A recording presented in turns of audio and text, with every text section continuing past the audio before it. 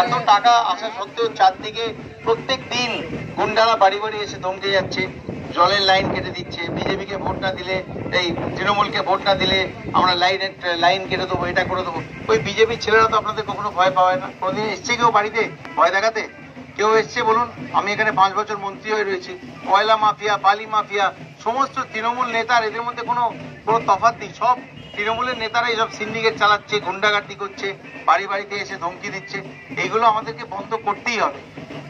যদি না দেন সিপিএম এর গুন্ডারা আপনাদেরকে এখানে ভয় দেখাচ্ছে। যদি আপনারা সিপিএম যা ছিল তৃণমূলে, দুটো কয়েনের এপিট ওপিট। দিদি পরিবর্তনের কথা বলে আমাদের তৃণমূল কংগ্রেসে যা এসছে, সিপিএম এরই ভাড়া করা গুন্ডারা দল চেঞ্জ করে, আগে সিপিএম ছিল এখন তৃণমূলে এসে গেছে। সিপিএম এর গুন্ডারা বাড়ি বাড়ি গিয়ে 34 বছর ধরে লোককে ধমকেছে, এখনো সেটাই করছে।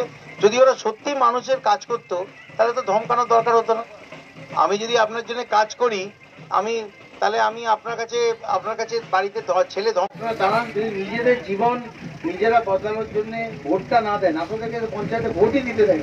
তো যারা কাজ করেছে তারা ভোট দিতে দেবে না কেন? দিদির তো এরকম তো নয় যে মুখ্যমন্ত্রী নতুন হয়েছেন, আরো অনেকদিন লাগবে, ওনার বেশ কিছু বছর করবে, যে আমায় 4 বছর সময় দাও।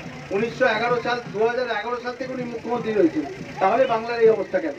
তো এটা বন্ধ করার জন্য আপনারা যাতে নিজেরা ভোট দিতে পারেন, সেই জন্য সব জায়গায় কেন্দ্রীয় বাহিনী থাকবে। আপনারা সিপিএম কে ভয় পাবেন না।